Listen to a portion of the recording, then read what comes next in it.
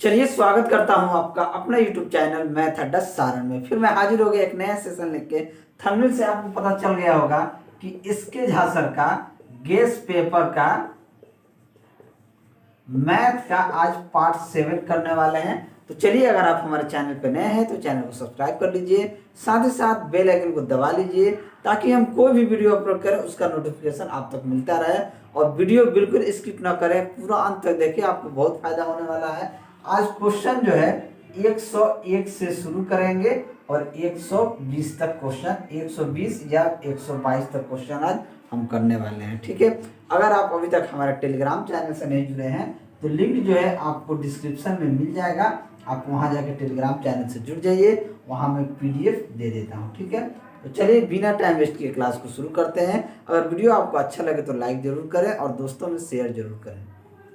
चलिए आज का पहला क्वेश्चन देखते हैं, क्वेश्चन नंबर 101 से। ठीक है, कि 24 विद्यार्थियों की एक कक्षा का औसत भार जो है 35 किलोग्राम है। यदि शिक्षक का भार भी सम्मिलित कर लिया जाए तो औसत भार 400 ग्राम बढ़ जाता है। तो शिक्षक का भार क्या? देखिए 24 विद्यार्थी का औसत भार कितना है जी? तो 35 किलोग्राम है। ठीक है, अब यदि शिक्षक का भार भी अगर सम्मिलित कर लिया जाता है तो ये कितना हो जाएगा? 25 हो जाएगा। 24 से कितना हो जाएगा? 25 हो जाएगा, जिसमें उसका भार कितना बढ़ जाता है? 400 ग्राम औसत बढ़ जाता है। तो पहले 35 किलो था, अब 35 किलो 400 हो जाएगा। यही होगा, बात को समझिएगा, यही होगा। अब हमसे कह रहा है तो शिक्षक का भार कितना होगा, यही हमसे पूछ रहा है कि शिक्षक का भार कितना होगा। देखिए, तो शिक्षक का अगर हम भार देखें, शिक्षक का भार अगर हम देखें तो देखिए टोटल भार कितना हो गया? 35 किलो से कितना हो गया? 35 किलो 400 हो गया।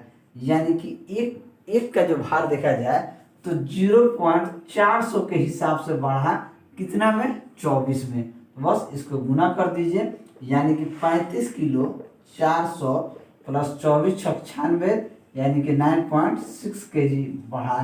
तो बस इसको जोड़ दीजिए, 6 4 10 के 0, हाथ में 1, 5 1 6 9 6 15 के 5, हाथ में 1 3 1 4, यानी कि शिक्षक का भार कितना है? तो 45 किलोग्राम का शिक्षक है। तो ऑप्शन सी क्या हो जाएगा? आपका सही आंसर हो जाएगा। चलिए अगला क्वेश्चन देखते हैं, क्वेश्चन नंबर 102। क्वेश्चन नंबर 102 कहता है कि 10 व्यक्तियों की औसत आयु में 2 वर्ष की वृद्धि हो जाती है। जब उनमें से एक 25 वर्षीय व्यक्ति के स्थान पर कोई नया व्यक्ति प्रतिस्थापित किया जाता है तो नए व्यक्ति की आय क्या होगी? यानी कि देखिए 2 वर्ष की वृद्धि अगर 10 आदमी में होगा, 10 व्यक्ति है और हर किसी में 2 वर्ष की वृद्धि कर दी जाए तो वृद्धि कितना होगा? 20 वर्ष की वृद्धि होगा। यही होगा, अगर एक आदमी में 2 वर्ष की वृद्धि की जाती है तो 10 आदमी है तो कितना वृद्धि हो जाएगा जी? 20 वर्ष। अब कह रहा है कि 25 वर्षीय व्यक्ति के स्थान पर कोई नया व्यक्ति प्रतिस्थापित किया जाए, यानी कि 25 वर्ष के जो आदमी है उसके जगह दूसरे को प्रतिस्थापित किया जाए तो नया व्यक्ति की आयु कितनी हो जाएगी?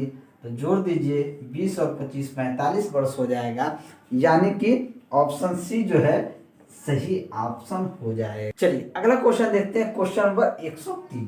क्वेश्चन नंबर 103 कहता है कि x संख्याओं का औसत y² है, y संख्याओं का औसत x² है, तो x प्लस y संख्या का औसत क्या है? देखिए x संख्या का औसत जो है, यानी कि एवरेज हमको कितना दिया है? y² दिया है, और y संख्या का जो एवरेज हमारे पास दिया है ये x² दिया है। हमसे पूछ रहा है कि x प्लस y संख्या का औसत क्या होगा, यही पूछ रहा है। x प्लस y संख्या का औसत पूछ रहा है। औसत क्या होता है जी? तो एवरेज बराबर होता है सभी संख्याओं का योग, यानी कि सभी संख्याओं का सम बट्टा सभी संख्या, यही होता है औसत। यही होता है सभी संख्याओं का योग बट्टा सभी संख्या होता है। अगर हम कहें कि अगर एक संख्या का अगर हमसे औसत पूछा जाए कि एक संख्या का औसत, अगर हम एवरेज ऑफ एक्स नंबर, एक संख्या का औसत ही लिख देते हैं। अगर एक संख्या का योग हमसे पूछा जाए तो हम क्या कहेंगे? एक संख्या का योग हो जाएगा, यहां से अगर सम देखा जाता है तो सभी संख्या का योग क्या होता है, एवरेज गुना नंबर, यानी कि औसत गुना जो संख्या दिया रहता है वही होता है, सभी संख्या का योग बराबर होता है औसत गुना सभी संख्या, यही होता है। तो यहाँ से एक संख्या का योग देखेंगे तो x इंटू क्या हो जाएगा, y स्क्वायर हो जाएगा। यहाँ से अगर y संख्या का योग अगर हम देखें तो y संख्या का योग जो होगा ये हमारे पास हो जाएगा, y संख्या का योग होगा y इंटू एक्स स्क्वायर, यही होगा। अब हमसे पूछ रहा है कि x प्लस वाई का औसत क्या होगा, x प्लस वाई का औसत हमसे पूछ रहा है, तो एवरेज बराबर क्या हो जाएगा, सभी संख्याओं का योग बटा सभी संख्या, यानी कि सभी संख्या क्या है, एक्स वाई है प्लस वाई एक्स स्क्वायर बटे में क्या है, सभी संख्या क्या है, एक्स प्लस वाई, ये क्या हो जाएगा एक्स प्लस वाई।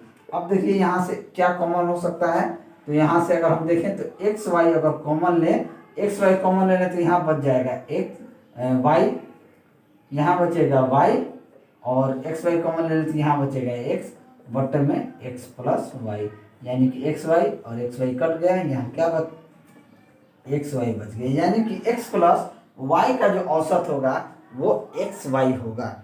ऑप्शन कौन सा सही हो जाएगा, यानी कि ऑप्शन सी जो होगा ये हमारा सही आंसर हो जाएगा। वीडियो अगर आपको अच्छा लगे तो लाइक जरूर करें। चलिए आज का अगला क्वेश्चन देखते हैं, क्वेश्चन नंबर 104। क्वेश्चन नंबर 104 कहता है कि किसी कार्यशाला में कार्य करने वाले सभी श्रमिकों का औसत वेतन 8,000 रुपया है। जितने भी काम करते हैं सभी का औसत वेतन जो है, औसत वेतन यानी ओवरऑल वेतन जो है ये 8,000 रुपया है। इनमें से 7 तकनीशियनों का, यानी 7 टेक्नीशियन का, 7 टेक्नीशियन का जो औसत वेज है वो कितना है, 12,000 रुपया है, तथा 6 श्रमिकों का औसत वेतन 6,000 रुपया है। तो इस कार्यशाला में कार्य करने वाले श्रमिकों की कुल संख्या क्या होगी। हमने मान लिया 7 टेक्नीशियन है, तो शेष काम जो करने वाले संख्या है, शेष काम करने वाले, शेष लेबर का, शेष श्रमिक का वेतन को हमने क्या मान लिया, 100 रुपया मान लिया कि इनका वेतन कितना है जी, तो 100 रुपया है, यही है। तो हमसे पूछ नहीं, शेष श्रमिक का जो औसत वेतन है वो 6,000 रुपया है, ठीक है, 6,000 रुपया है। तो इस कार्यशाला में कार्य करने वाले श्रमिकों की कुल संख्या क्या होगी। श्रमिक की कुल संख्या की बात की जाए तो श्रमिक की कुल संख्या को हमने क्या मान लिया, x मान लिया कि x टोटल श्रमिक है, यानी x लेबर, टोटल लेबर की संख्या कितनी हो गई, 100। अब देखिए ओवरऑल इस तरह के प्रश्न हम क्या करते हैं, एलिगेशन मेथड लगाते हैं। एलिगेशन मेथड इजी होता है। देखिए ओवरऑल कितना है, 8,000 है औसत, तो 8,000 को हम क्या करते हैं, बीच में रख देते हैं, ठीक है, यानी कि ये ओवरऑल है। अब तो आ रहा है कि 7 टेक्नीशियन का 12,000 है, तो 12,000 रुपया जो है ये 7 टेक्नीशियन का है, किसका है, टेक्नीशियन का है, और शेष श्रमिक का कितना है, 6,000 रुपया है। हमने मान लिया ये 6,000 जो है एक्स लेबर का है। एलिगेशन आएंगे, 12 में से 8 गया 4, 8 में से 6 गया 2, ये आपका 3 0 से 3 0 कट गया, 2 दूनी 4, यानी कि ये किस अनुपात में आ गया, 1:2 में। अब हम देखेंगे 7 टेक्नीशियन बटे टोटल एक्स लेबर का जो अनुपात है वो 1/2 है। तो यहाँ से x का मान कितना आ गया, 14 आ गया। जब x का मान हमारा 14 आ गया तो 14 क्या था, शेष श्रमिक था, x के मान कितना आ गया, 14, तो टोटल श्रमिक की संख्या कितनी हो गई, 14, और 7 टेक्नीशियन थे, इसका श्रम करने वाले श्रमिकों की कुल संख्या, ठीक है, तो 14 तो ये हो गया, 7 कौन थे, तो 7 टेक्नीशियन थे, ये आपका 14 + 7 यानी टोटल 21 आदमी इस कंपनी में काम करते थे। तो ऑप्शन बी जो होगा ये आपका सही ऑप्शन हो जाएगा। चलिए अगला क्वेश्चन देखते हैं, क्वेश्चन नंबर 105। क्वेश्चन नंबर 105 कहता है कि कोई कंपनी प्रति मास यानी प्रति महीना जो वस्तुएं बनाती है उनका औसत पहले 3 महीनों का 4,000, अगले 9 महीने में प्रति मास औसतन कितने वस्तुएं बनाए ताकि पूरे वर्ष में वस्तुओं का प्रति मास औसत 4375 हो जाए। देखिए कह रहा है कि प्रथम 3 महीने का उसका जो औसत है वो आपका 4000 है, ठीक है। 9 महीने में प्रति मास औसतन कितने वस्तु बनाए, ठीक है, ताकि पूरे वर्ष में वस्तुओं का प्रति मास वेतन 4300। इसका ओवरऑल महीने यानी कि ओवरऑल की बात करें 12 मंथ का, तो ये आपका क्या कह रहा है 4300 माने 75 हो जाए ओवरऑल। इसका कितना पूरे वर्ष में यानी एक साल में पूरे वर्ष में वस्तुओं का प्रति मास जो औसत हो जाए वो 4375 यानी कि हर महीने हो जाए। तो 9वें महीना में 9 मंथ में वो कितना प्रोडक्शन करे कि उसका ये हो जाए, ठीक है। अब देखिए हम क्या करते हैं, हमने कहा कि चलिए मान लेते हैं कि 9 महीना में ये x वस्तु को क्या करता है प्रोडक्शन, इसका औसत कितना होता है 9 माह का औसत हम मान लेते हैं कि इसका x 9 माह का औसत कितना इसका मान लिया x हो जाएगा। इस तरह के प्रश्न में हम बार बार कहते हैं कि एलिगेशन मेथड सबसे आसान होता है। एलिगेशन मेथड क्या है, ओवरऑल कितना कह रहा है 4375 होना चाहिए, ठीक है। ये कह रहा है कि 3 महीने का 4000 है, 3 महीने का 4000 है, ये 3 मंथ का 4000 है 3 मंथ का। इसको हमने मान लिया x, तो ये कितना महीने का है तो 9 मंथ का x है। एलिगेशन लगा देंगे 4375 में से 4000 जाएगा 375, ये चला जाएगा x माइनस 4375, ठीक है। अब जब x माइनस 4375 और ये 375 आ गया तो देखेंगे 3/9 यानी 3/9 बराबर x माइनस 4375/375, तितरी के 9, ठीक है। तितरी के 9, 3 से इसे कट जाएगा, 7 3 10 5 15 कट जाएगा, 3 एकम 3, 3 दूनी 6, 3 5 15, 125 बार में ये इधर जाके 125 बराबर x माइनस 4375, तो x बराबर क्या हो जाएगा, ये इधर आके जुड़ जाएगा 4375 प्लस 125 यानी कि 43 44 और 45, यानी कि x का मान क्या हो जाएगा 4500, यानी कि 9 मंथ में इसे 4500 प्रोडक्शन करना होगा, तब जाके साल का औसत कितना आ जाएगा 4375। तो ऑप्शन ए जो होगा ये आपका सही आंसर हो जाएगा। चलिए अगला क्वेश्चन देखते हैं, क्वेश्चन नंबर 106। क्वेश्चन नंबर 106 कहता है कि किसी कक्षा में 30 लड़कों की औसत आयु 15 वर्ष है। एक लड़के ने जिसकी आयु 20 वर्ष से कक्षा छोड़ दी और उसके स्थान पर 2 लड़के कक्षा में आए जिनकी आयु में 5 वर्ष का अंतर है। यदि सभी लड़कों की औसत आयु 15 वर्ष हो जाए तो नए आने वाले लड़के में से छोटे लड़के की आयु क्या है। देखिए अभी हमने क्या कहा है कि औसत बराबर क्या होता है, एवरेज बराबर होता है सभी संख्याओं का योग बटा सभी संख्या। हम ऐसे ही लिखते हैं सम बटा नंबर, यानी एवरेज बराबर होता है, इसको एक बार हिंदी में ही लिख देते हैं, औसत बराबर होता है सभी संख्याओं का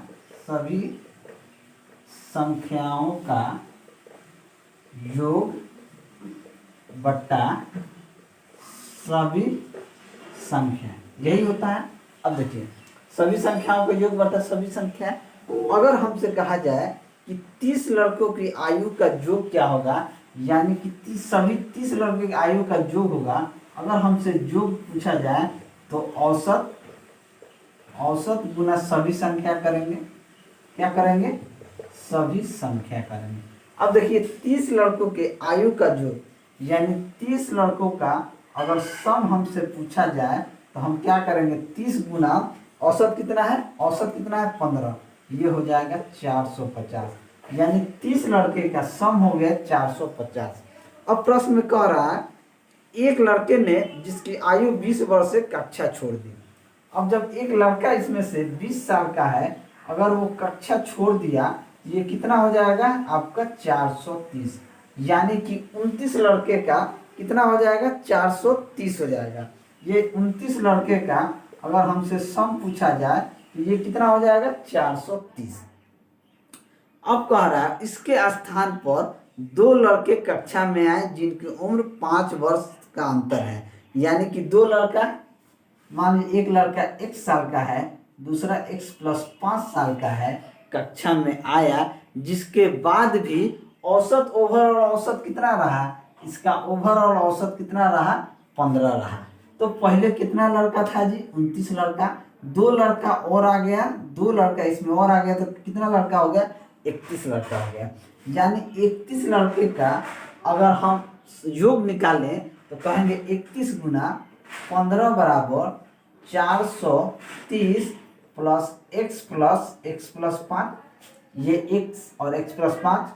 अब 31 15 या 45 450 और 15 400, 465 बराबर 430 प्लस 2x + 5, यानी कि ये हो जाएगा 465 माइनस 435 कर देते हैं, 435 बराबर 2x, यानी कि 2x बराबर 65 में से 35 जाएगा 30, यानी x का मान कितना आ गया, 15। यानी छोटा वाले लड़का 15 साल का होगा और जो 5 साल बड़ा है वो कितना होगा, 20 साल का होगा। तो हमसे क्वेश्चन में पूछ रहा है कि सबसे छोटे वाले लड़के की आयु कितनी होगी, तो 15 वर्ष होगी। तो ऑप्शन बी जो होगा ये आपका सही आंसर हो जाएगा। चलिए अगला क्वेश्चन देखते हैं, क्वेश्चन नंबर 107। 107 क्वेश्चन कहता है कि सोमवार से बुधवार तक का औसत तापमान 37 डिग्री सेंटीग्रेड है, सेल्सियस है, और मंगलवार से बृहस्पतिवार तक का औसत तापमान 34 डिग्री सेल्सियस है। यदि बृहस्पतिवार का तापमान सोमवार के तापमान का 4/5 है तो बृहस्पतिवार का तापमान क्या होगा। देखिए हमसे कह रहा है, देखिए यहाँ पर भी एक चीज़ मैं बता दूँ कि एवरेज बराबर यानी कि औसत बराबर क्या होता है, सभी संख्याओं का सम बट्टा सभी संख्याओं का योग बट्टा सभी संख्या यानी कि नंबर होता है। ये चीज़ यहाँ हर जगह। अब देखिए कह रहा है सोमवार यानी कि Monday plus Tuesday plus Wednesday, इसका अगर हम योग जाने तो योग बराबर क्या हो जाए, सम बराबर औसत गुना नंबर, यानी कि औसत कितना दिया है 37 गुना 3, ये हो जाएगा 7 तिरके 21 के 1 हाथ में 2, 3 के 9 2 11 डिग्री सेल्सियस हो जाएगा। अब कह रहा है मंगलवार से बृहस्पतिवार यानी कि ट्यूसडे वेडनेसडे और थर्सडे का जो औसत तापमान दिया है 34 डिग्री सेल्सियस दिया है, ये क्या हो जाएगा 34 गुना 3, यानी कि 3 चौक 12 के 2 हाथ में 1, 3 के 9 1 10, यानी कि 110 डिग्री सेल्सियस। अगर उसके बाद कह रहा है यदि बृहस्पतिवार का तापमान सोमवार के तापमान का 4/5 है तो बृहस्पतिवार का तापमान ज्ञात कीजिए। यानी कह रहा है कि थर्सडे बराबर क्या हो जाएगा, ये मंडे का 4/5 है, तो हमसे पूछ रहा है कि बृहस्पतिवार का तापमान क्या है। अब देखिए इस क्वेश्चन को अगर हम माइनस करेंगे, समीकरण 1 और 2 में 2 को माइनस करेंगे तो यहाँ माइनस माइनस माइनस, ये देखिए ट्यूसडे कटेगा, वेडनेसडे कटेगा, यानी कि मंडे माइनस थर्सडे का मान कितना हो जाएगा 11 में से, यानी कि 9 डिग्री सेल्सियस हो जाएगा। मंडे माइनस थर्सडे का मान 9 डिग्री सेल्सियस आ गया। अब देखिए मंडे का अगर हम देखें, मंडे माइनस थर्सडे बराबर, जब मंडे माइनस थर्सडे का मान हमारे पास 9 डिग्री सेल्सियस आ गया, हम जानते हैं कि थर्सडे बराबर एम माने मंडे सोमवार गुना 4/5 है, तो इस इक्वेशन में हम थर्सडे का मान यहाँ रख देते हैं, तो m माइनस 4m बट्टे में 5 बराबर 9 डिग्री, ये हो जाएगा 5m माइनस 4m यानी m बट्टा 5 बराबर 9, यहाँ से m यानी कि मंडे का मान कितना आ गया 45 डिग्री सेल्सियस। यानी कि जब मंडे को 45 डिग्री सेल्सियस आ गया और हम जानते हैं कि थर्सडे का हमसे पूछा है, तो थर्सडे बराबर क्या होता है, m आया है, m का मान कितना रख देंगे 45 गुना 4/5, 15 और 45 9 चौके 36, यानी कि थर्सडे का जो डिग्री सेल्सियस होगा वो 36 डिग्री सेल्सियस का मान हो जाएगा। यानी कि ऑप्शन बी जो होगा ये आपका सही आंसर हो जाएगा। चलिए अगला क्वेश्चन देखते हैं, क्वेश्चन नंबर 108। क्वेश्चन नंबर 108 कहता है कि 3 व्यक्तियों ए बी और सी का औसत भार है 84 किलोग्राम। डी के सम्मिलित होने पर इन चारों का औसत भार 80 किलोग्राम हो जाता है। यदि ई जिसका भार डी के भार से 3 किलोग्राम अधिक है ए को प्रतिस्थापित कर दे तो बी सी डी और ई का औसत भार है 79 किलोग्राम हो जाता है। तो ए का भार ज्ञात कीजिए। फिर वही चीज़ है, इस चीज़ को यहाँ आपको समझना होगा कि औसत बराबर होता है सभी संख्याओं का योग बट्टा सभी संख्याएं। अगर आपसे सम पूछ ले तो आप कहिएगा सभी संख्याओं का सम पूछे तो औसत गुना सभी संख्या। ये चीज़ आपको बार बार दिमाग में ला रहा हूँ, ठीक है। देखिए ए प्लस बी प्लस सी का भार जो है ये 84 किलो, औसत भार 84 किलोग्राम है। तो ए प्लस बी प्लस सी का योग अगर हमसे पूछा जाए ये हो जाएगा 84 गुना 3, यानी कि 3 चौक 12 के 2, हाथ में 1, 8 3 के 24 1 25, यानी कि ये हो गया 252 किलोग्राम। दूसरा में कह रहा है यदि डी के सम्मिलित होने पर इन चारों का औसत भार 80 किलोग्राम हो जाता है, यानी इसमें A plus B plus C plus D सम्मिलित होता है तो इसका औसत भार कितना होता है 80 किलोग्राम हो जाता है। ये हो जाएगा 80 गुना 4 यानी कि 308 चौके 32 यानी कि 320 किलोग्राम हो जाएगा।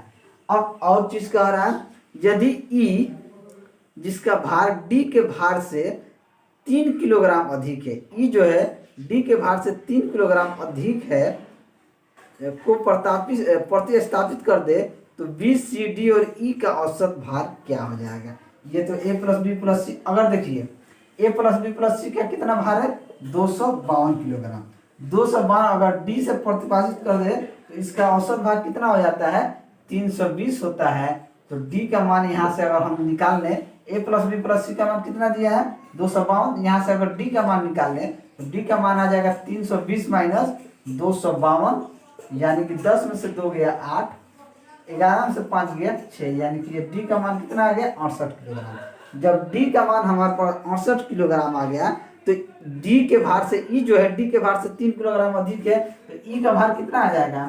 ई का भार अगर देखें यानी डी से 3 किलोग्राम अधिक है तो 68 प्लस 3 यानी कि ई कितना होगा, ई 71 किलोग्राम का हो जाएगा। अब कह रहा है ए को प्रतिस्थापित कर दें अधिक है, अगर ए को प्रतिस्थापित कर दें तो बी सी डी और ई का औसत भार कितना हो जाएगा 79 किलो हो जाएगा। ए को प्रतिस्थापित कर दें, अगर ए को हटा दें तो B plus C plus D plus E का जो औसत भार है ये आपका हो जा रहा है 79 किलोग्राम। ये क्या हो जाएगा 79 गुना 4, ठीक है। ये हो जाएगा 4 9 36 के 6, हाथ में 3, 7 चौक 28 3 31 यानी कि 316 किलोग्राम का हो गया। बात को समझिएगा, हर एक चीज को ऐड करते जा रहा है, ठीक है।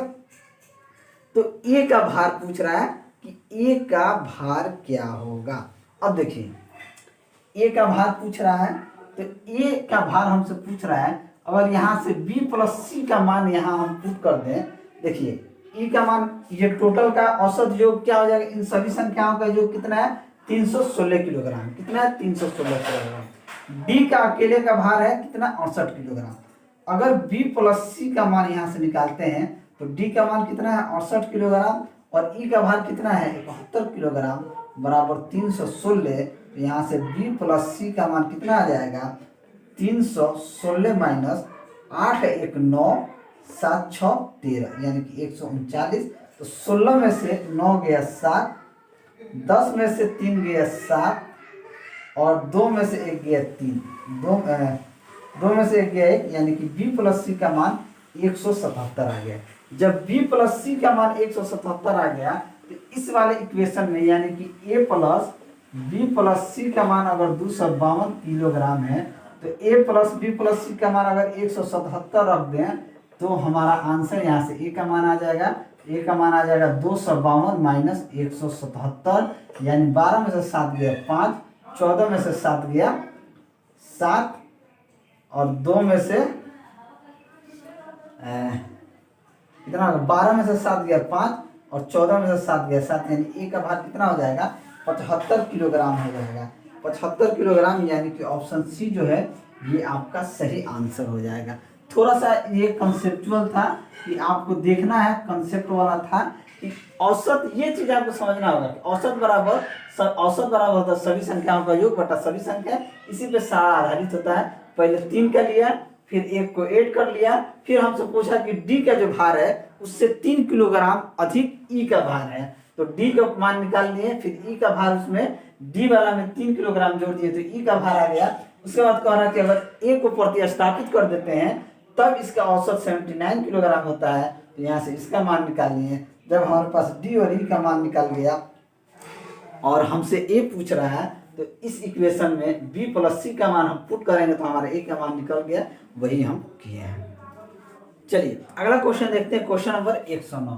क्वेश्चन नंबर 109 कहता है कि एक कक्षा में सर्वाधिक अर्जित अंक 67 है तथा सबसे कम अर्जित अंक 32 है। यदि औसत की गणना करते समय इनको गलती से 76 एवं 23 लिख दिया गया तो कक्षा के अंकों का औसत से क्या परिवर्तन होगा। देखें, सही अंक की बात की जाए, सही अंक कितना था आपका 67 और प्लस 32 यानी कि 7 2 9 6 3 9। अगर गलत अंक की बात की जाए तो गलत अंक क्या था, यानी कि 76 के जगह 67 के जगह 76 लिखा गया था और 32 के जगह 23 लिखा गया था। जोड़ दिए 6 3 9 7 2 9, तो क्या हो जाएगा, देखिए दोनों जगह का मान तो उतना ही है, यानी इसका भी 99 इसका भी 99, यानी कि कोई परिवर्तित नहीं होगा, जितना था उतना ही रहेगा, अपरिवर्तित रहेगा। तो ऑप्शन डी क्या हो जाएगा, आपका सही आंसर हो जाएगा। ये अगला क्वेश्चन देखते हैं, क्वेश्चन नंबर 110 क्वेश्चन जो है ये कह रहा है कि निम्नलिखित में से कौन सा सही है। यहाँ आपको दिख रहा होगा कि जहाँ एम बराबर समांतर माध्य, जीएम बराबर गुणोत्तर माध्य और एचएम बराबर हरात्मक माध्य। देखिए क्या होता है, ये फॉर्मूला ही होता है कि एम गुना एचएम बराबर जीएम स्क्वायर, ये फॉर्मूला ही होता है, इसमें कुछ ज़्यादा नहीं करना है। यानी कि समांतर माध्य बराबर होता है हरात्मक माध्य बराबर गुणोत्तर माध्य का स्क्वायर। तो ऑप्शन डी क्या हो जाएगा, आपका सही आंसर हो जाएगा। इसमें कुछ नहीं करना था, बस फॉर्मूला आपको याद होना चाहिए था। चलिए अगला क्वेश्चन देखते हैं, क्वेश्चन नंबर 111। क्वेश्चन नंबर 111 कह रहा है कि प्रथम 5 3 के गुंजों का औसत क्या हो जाएगा। प्रथम यानी 3 के प्रथम 5 के गुंजों का औसत क्या हो जाएगा, यानी 3 6 9 12 और 15, इसका औसत क्या होगा। ठीक है, या तो इसे आप क्या कर सकते हैं, जोड़ के औसत बराबर होता है सभी संख्याओं का योग बटा सभी संख्या 5 6 3 9 9 18 18 12 18 12 आपका कितना हो जाएगा 30 और 45 45 बटा 5 यानी कि 9। या इस तरीके से भी कर सकते हैं। कभी भी इस तरीके के प्रश्न पूछे तो अगर के प्रथम n गुंजों का, अगर n गुंजों का क्या पूछा, के प्रथम n गुंजों का अगर औसत पूछे ना तो आप क्या कीजिए k गुना n प्लस 1 बट्टा 2, यानी किसी भी संख्या का n गुंजों का औसत पूछे तो k यानी कि 3 गुना कितना पूछा है 5, तो 5 प्लस 1 बट्टा 2 यानी कि 6 बट्टा 2 यानी कि 3 और 3 के क्या हो जाएगा 9, यानी कि ये चीज आसान है। के n गुंजों का औसत पूछे तो आप फॉर्मूला क्या लगाएंगे, k गुना n प्लस 1/2, आप आंसर तुरंत निकाल पाएंगे। इतना आपको जोड़ने की जरूरत नहीं है, बस के यानी कि जो संख्या है कितना गुना है, यानी 3 के 5 गुना, तो 3 गुना 5 प्लस 1 6 बटा 2 यानी 3, तो 3 के 9 आपका क्या हो जाएगा, उसका औसत हो जाएगा। चलिए अगला क्वेश्चन देखते हैं, क्वेश्चन नंबर 112। क्वेश्चन नंबर 112 कहता है कि प्रथम 50 प्राकृत संख्याओं का औसत क्या हो जाएगा। प्रथम 50 प्राकृत संख्या का औसत यानी कि एवरेज पूछ रहे। देखिए प्रथम n प्राकृत संख्या का योग क्या होता है, प्रथम n प्राकृत संख्याओं का योग की बात की जाए तो ये होता है n इंटू n प्लस 1/2, यही होता है प्रथम n प्राकृत संख्या का जो, यही था n इंटू n प्लस 1/2, यानी कितना 50 है।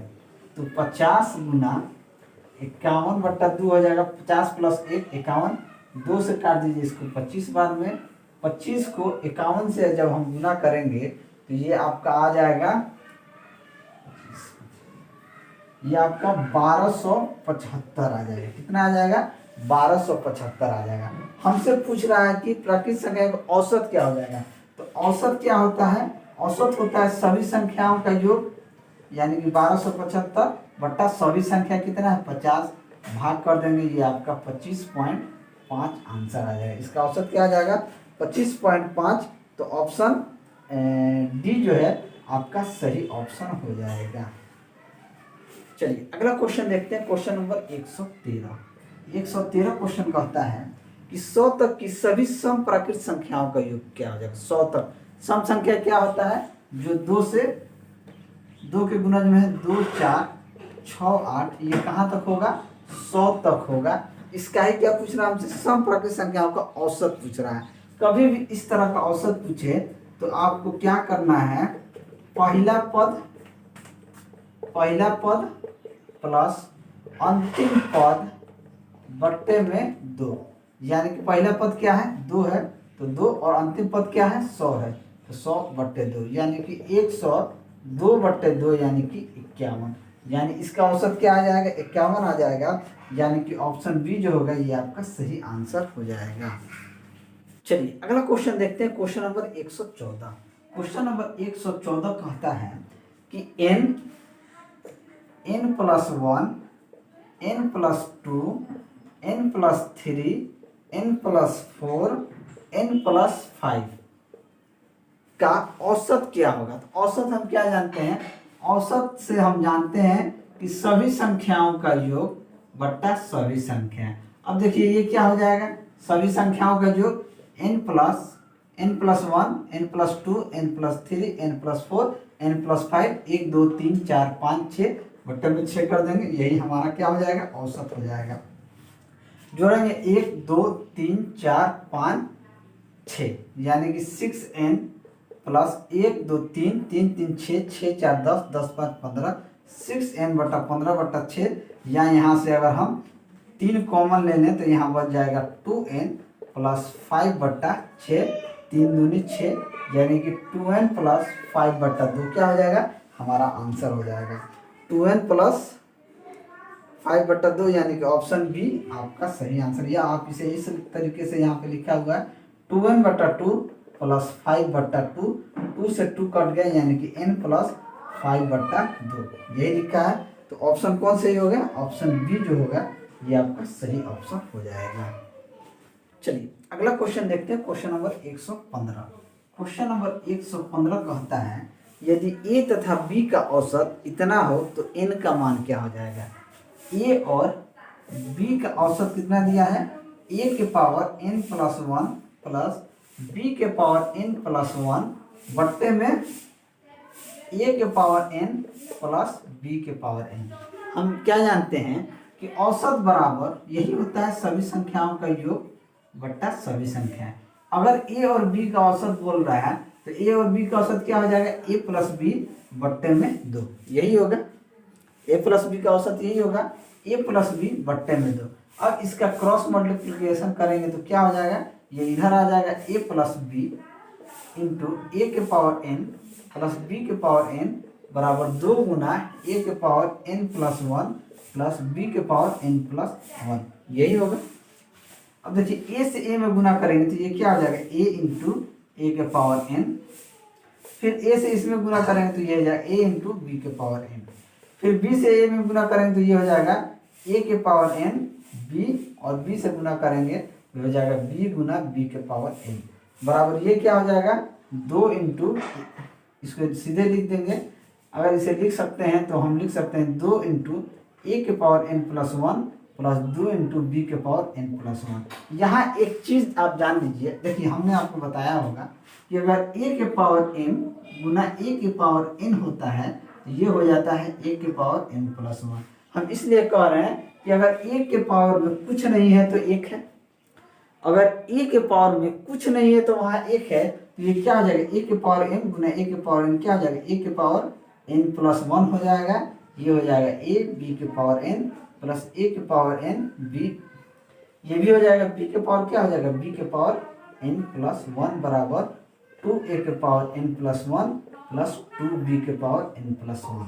ठीक है, ये a के पावर n प्लस 1, ये b के पावर n प्लस 1 उधर चला जाएगा माइनस में, तो इधर क्या बच जाएगा a b के पावर n प्लस a के पावर n b बराबर ये इधर क्या हो जाएगा a के power n plus 1 plus b के पावर n प्लस 1। क्या करते हैं इस वाले में a के पावर n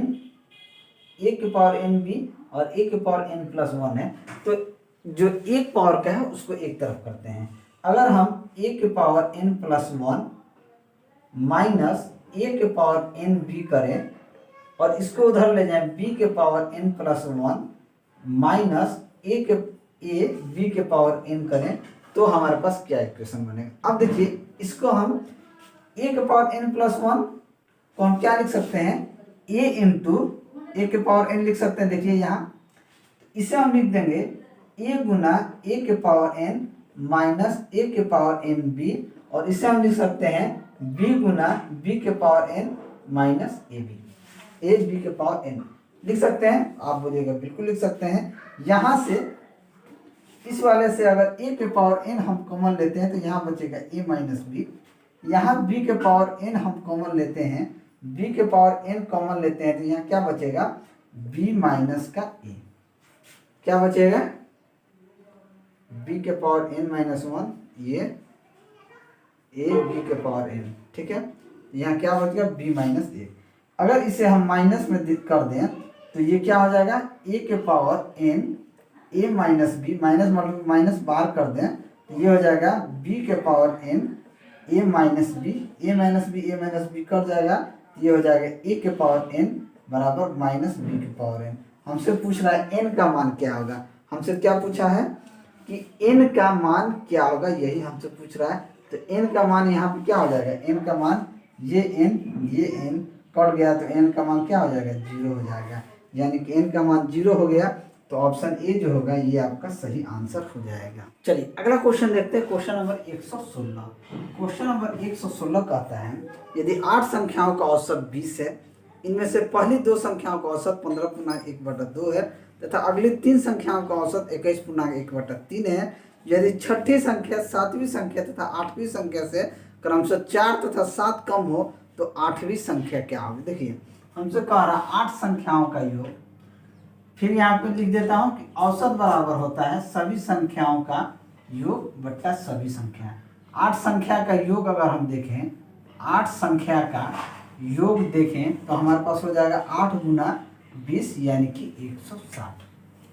पहली 2 संख्या का औसत दिया है 15.1/2। अगर 2 संख्या का योग देखें, 2 संख्या का अगर योग देखें, योग बराबर क्या होता है, औसत गुना सभी संख्या। तो 15.1/2 गुना कितना दिया है, 2 संख्या, ठीक है। तो 15 गुना 30 31/2 गुना 2 यानी कि इसका कितना मान आ गया, 3। अब कह रहा है कि अगली 3 संख्या का औसत 21.1/3 है। अगली 3 संख्या का अगर मान देखें, 3 संख्या का योग देखें तो ये आपका कितना हो जाएगा, 21.1/3 गुना 3, 21 63 64/3 गुना 3 यानी 3 से 3 कट गए यानी कि 64 आ गया। अब कह रहा है कि यदि छठी संख्या जो है 7वीं संख्या तथा 8वीं संख्या से क्रमशः 4 तथा 7 कम है। हमने मान लिया कि छठी संख्या को अगर हम x मान लें तो 7वीं संख्या क्या हो जाएगी, 7वीं संख्या हो जाएगी x + 4 और 8वीं संख्या क्या हो जाएगी, x + 7, ठीक है। तो हमसे पूछ रहा 8वीं संख्या क्या है, 8वीं संख्या क्या होगी।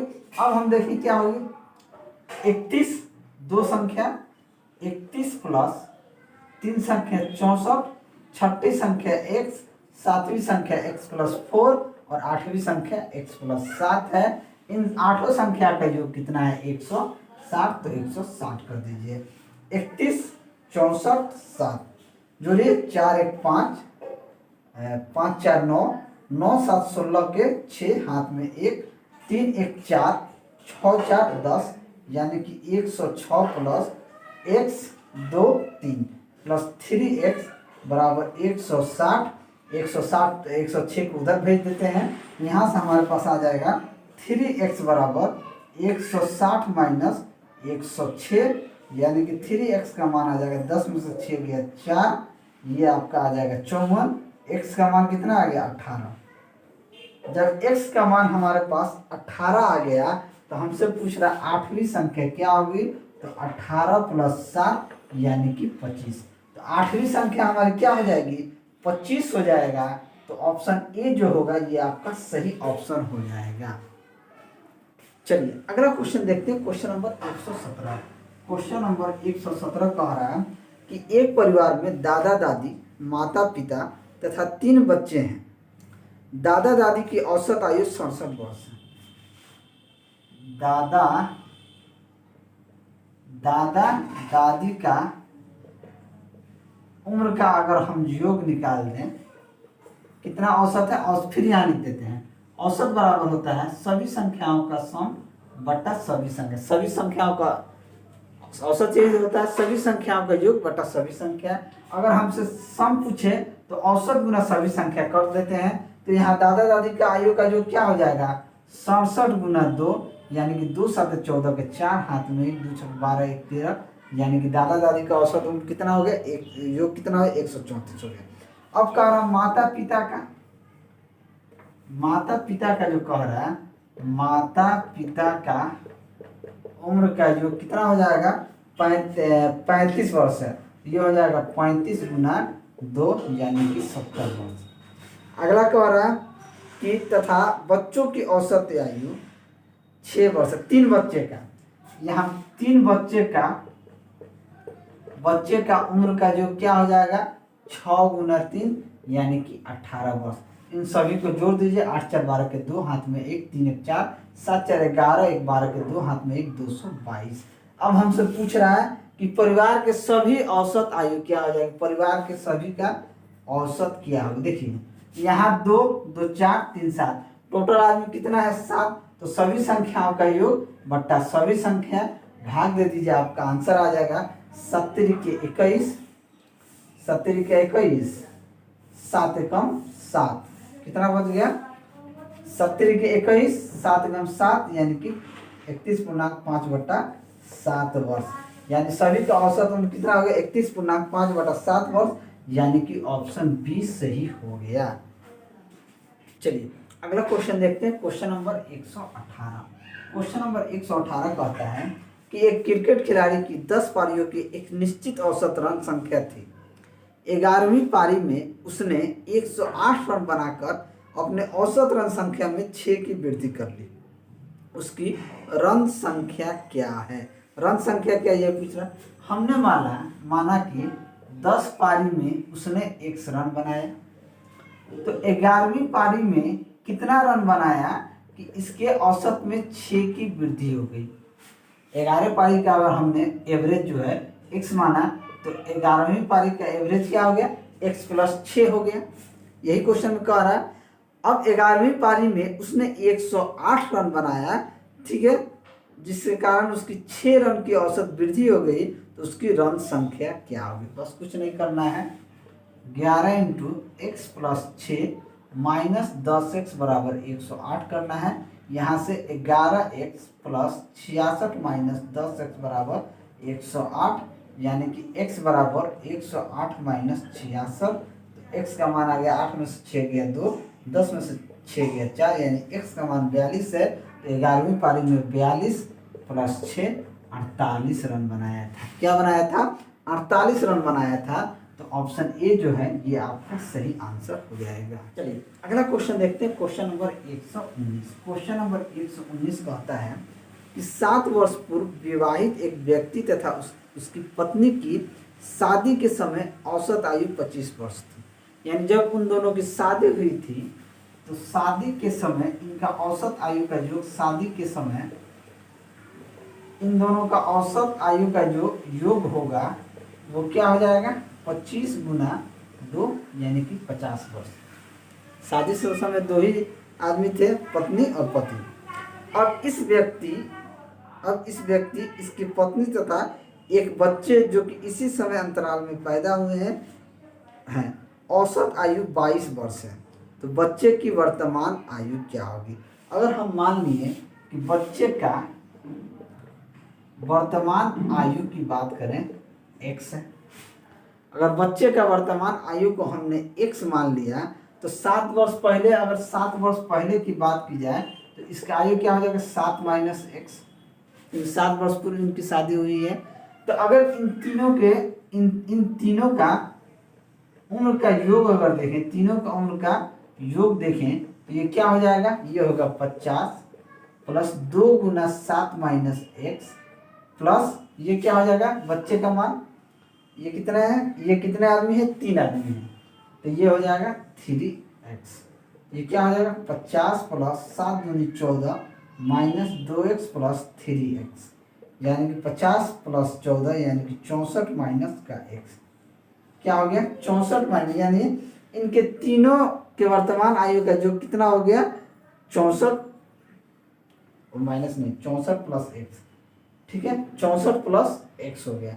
अब इनकी औसत आयु 22 वर्ष है, तो 22 वर्ष के बराबर कर दीजिए, तो इनका योग कितना हो जाएगा 22 गुना 3 यानी कि 66 बराबर 64 प्लस एक्स होगा, तो एक्स का मान क्या हो जाएगा 66 माइनस 64 यानी कि 2, यानी बच्चे का उम्र कितना हो जाएगा 2 साल हो जाएगा, तो बच्चे का उम्र 2 साल हो जाएगा, तो ऑप्शन ए क्या हो जाएगा आपका सही आंसर हो जाएगा।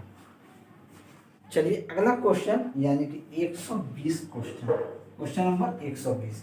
एक कस्बे का किसी माह के प्रथम 4 दिन का औसत तापमान 58 डिग्री था।